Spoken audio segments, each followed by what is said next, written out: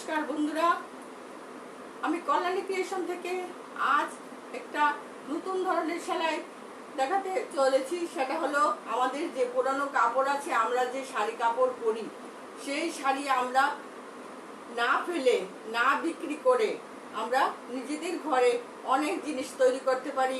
পামোচ তৈরি করতে পারি, তারপরে এইভাবে আমরা সুন্দর করে আসন তৈরি করতে পারি। পুরান কাপড় দিয়ে অনেক কিছু করতে পারি। ল্যাপের উষার দেওয়া যায়, তুষুকের উষার দেওয়া যায় সেই পুরান কাপড় দিয়ে। কিন্তু পুরান কাপড় বলে আমরা সেটাকে তুচ্ছ করে ফেলে দিই, কিন্তু না, তুচ্ছও না করে ফেলে আমরা এটা দিয়ে খুব সুন্দর কাজ করতে পারি। হাতের কাজ একটু কষ্ট করে করতে হয়, সেটা ধৈর্য সহকারে করতে হবে। তবে আমার চ্যানেলটিকে আপনারা খুব লক্ষ্য সহকারে দেখুন, প্রথম থেকে দেখলে খুবই ভালো লাগবে। এই বলে আমি আমার যে সেলাইগুলি আপনাদের দেখাচ্ছি, কিভাবে আমরা সেই পুরান কাপড়ের ছোট্ট টুকরা দিয়ে, মেয়েদের সে চুড়িদারের উন্না দিয়ে কিভাবে আমাদের ঘরে নতুন নতুন জিনিস তৈরি করা যায়, যা নতুন বাজার থেকে কিনে আনার জিনিসকেও হার মানিয়ে যায়। তাই আমি আপনাদের দেখাচ্ছি। এই হলো আমার প্রথম সেলাইটা দেখাচ্ছি। সেটা হলো কিভাবে টান টান দিয়ে চকু করে লম্বা করে এইভাবে দিয়ে সেলাইটা করেছি। সেই শাড়ির কাপড়ের টুকরো জমিয়ে রেখেছিলাম, সেই শাড়ির কাপড় দিয়ে দিয়ে আমি এই সেলাইটা তৈরি করেছি। আর এটা তৈরি করেছি বাজার থেকে, যে আমরা মশারি কিনে আনি। হ্যাঁ, সেই মশারি যারা সেলাই করে তারা মশারি কাপড় কেজি হিসাবে বিক্রি করে। সেই কেজি হিসাবে বিক্রি করার কাপড়গুলি আমি কিনে এনে এগুলি তৈরি করেছি। এই সেই মশারির কাপড় দিয়ে ভ্যারাইটিস করে এই সেলাইগুলি তৈরি করেছি।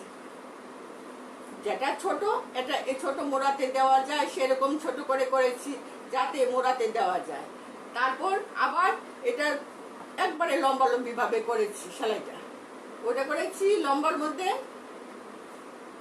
চকু টান দিয়ে, এটা করেছি লম্বা টান দিয়ে। আর এটাও করেছি এভাবে গোল গোল করে। আর এই সেলাইটা করেছি যে আমার ছেলে মেয়ের সোয়েটার দিয়ে, সেই সোয়েটার দিয়ে আমি এই সেলাইগুলি তৈরি করেছি। সোয়েটারগুলি আমি ফেলে দিই নাই, সোয়েটারগুলি দিয়ে আমি সুন্দর করে ছোট্ট আসন তৈরি করেছি। আর এটা আরেকটা অন্য ধরনের আসন তৈরি করেছি, সেটার মধ্যে আমার 3টা রং লেগেছে। সেই 3টা রং দিয়ে সেই আসনটা আমি তৈরি করেছি। এইভাবে আমি সেই আসনগুলি পুরানো কাপড় দিয়ে মশারির দোকান থেকে মশারির টুকরো কিনে এনে কেজি হিসাবে এইগুলি আমি তৈরি করেছি। এখন আমি আপনাদের দেখাচ্ছি যে কিভাবে এই সেলাইগুলি করা যায়।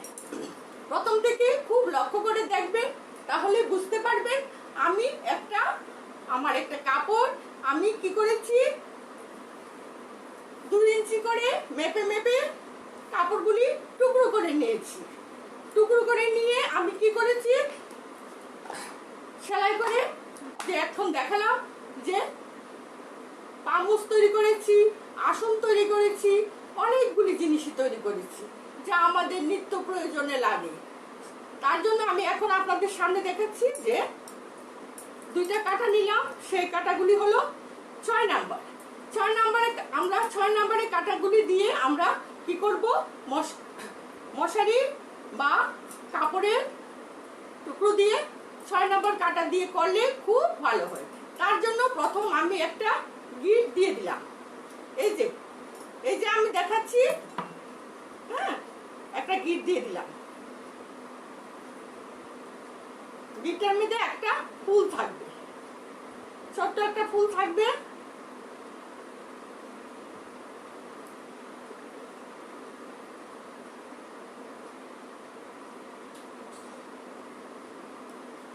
এই ফুলটা দিয়ে দিয়েছি।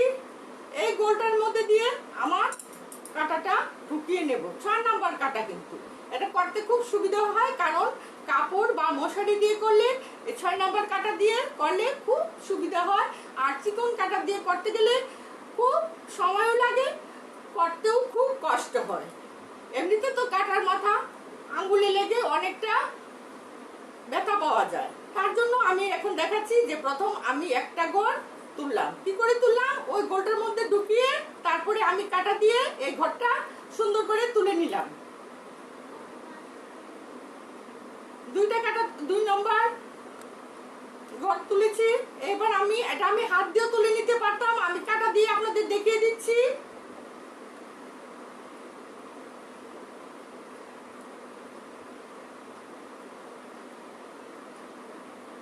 এই হলো 3 নম্বর ঘর।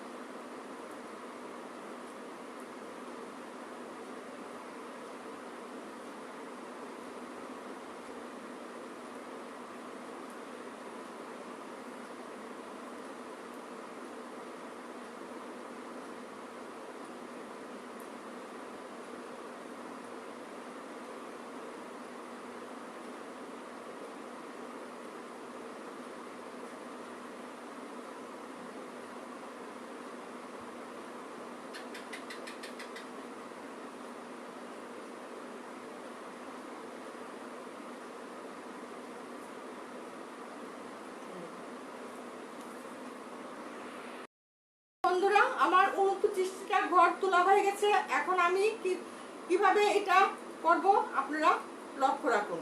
প্রথম আমি 3টা ঘর এইভাবে আমার ডান হাতের কাঁটায় 3টা ঘর নিয়ে যাব।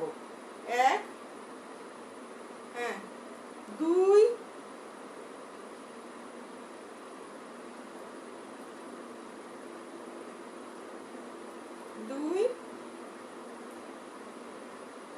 3, 3টা ঘর ডান হাতের কাঁটায় নিয়ে গেলাম। এখন আমি এই 3টা ঘর যে ডান হাতের কাঁটায় নিলাম, সেই কাঁটাটা আমি বাম হাতে নিয়ে যাব এবং সুতাটাকে একটু ঘুরিয়ে সামনের দিকে এনে নেব। এখন আমি আবার সেই 3টা কাঁটা এইভাবে এই কাঁটায় নিয়ে যাচ্ছি। 1, 2, 3। এইভাবে আমি ক্রমশ বেড়ে যাবে। 3-এর পরে 5-এ চলে যাব, আবার সে ঘুরে 5-এর কাঁটায় আসবো, আবার 7 ঘর তুলবো, আবার এই কাঁটায় নিয়ে আসবো। দেখছেন তো বন্ধুরা? এবার আমি কি করেছি, এইভাবে কাঁটাতে 3টা ঘর নিয়ে এসেছি, আবার এখন 5টা ঘর নেব।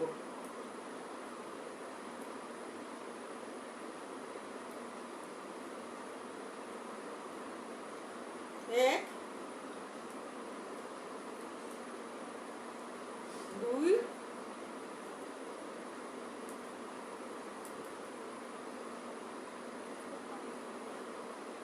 3,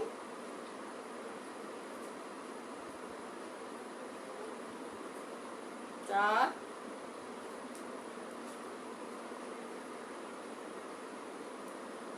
5।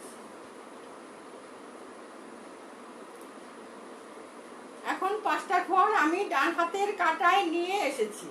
এখন আবার ডান হাতের কাঁটাটা বাম হাতে নিয়ে যাব, আবার 5টা ঘরকে এইভাবে ক্রমশ বাম হাতের কাঁটাটা যখন ডান হাতে এসেছে, সেই কাঁটাটাতে আবার আমি এই ঘরগুলি নিয়ে আসব।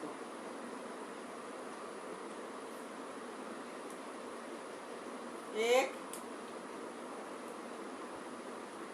ক্রমশ এইভাবে 5-এর পরে 7, 7-এর পরে 9, এভাবে আমরা কি করব, কাঁটাটা গুনে গুনে করে তারপরে আবার এই কাঁটা থেকে এই কাঁটাতে নিয়ে আসব।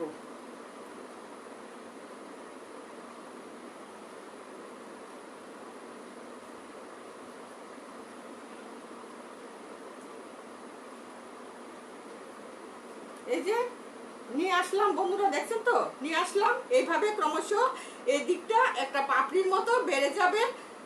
এবার আমি কয়টা ঘর নেব? 7টা ঘর নেব।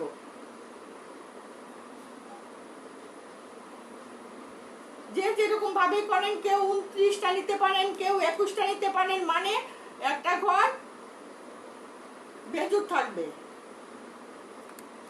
1,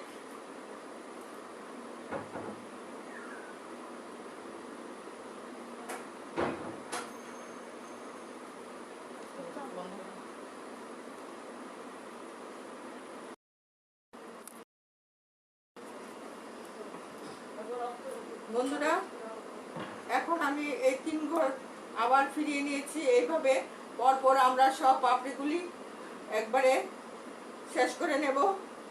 এইভাবে 12টা ঘর করার পর আসনটা তৈরি হয়ে যাবে, যেটা পা মৌসুক বলতে পারি, আমরা আসনও বলতে পারি। এটা দিয়ে আমরা কোনো কিছু ঢেকে রাখতে পারি, সব কিছু করতে পারি। তাই বলে আমি আমার এই আসনটা কিভাবে তৈরি করেছি আপনাদের দেখিয়ে দিয়েছি। আর একটা আসন দেখিয়ে দিচ্ছি, যেটা আমি সেলাই এখনো করি নাই, মাত্র শেষ করলাম। এইভাবে কতটা পাপড়ি হয়েছে, পরপর পাপড়িগুলি আমি একটু কাপড়টার মধ্যে গিট দিয়ে করি, যাতে কোনো দিক কাপড়টা না খুলে যায়, গিটটা ঠিক থাকে।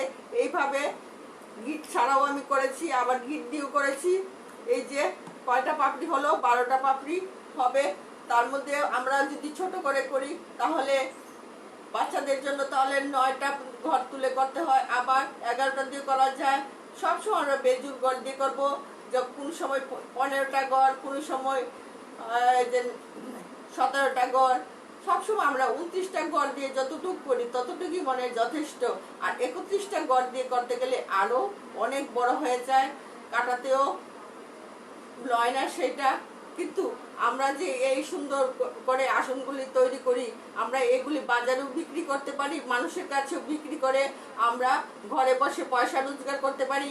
কারণ অনেকে তো এগুলি করতে পারে না, তার জন্য আমরা নিজেরাও ইউটিউবে দেখিয়ে দিচ্ছি বন্ধুদের। তাই বলে বন্ধুদের আমি বলছি, আমাকে শেয়ার, লাইক, কমেন্ট করতে ভুলবেন না। তবে আমার চ্যানেলটিকে আপনারা সাবস্ক্রাইব করবেন। এই বলে আমি আমার ভিডিওটা শেষ করছি। নমস্কার।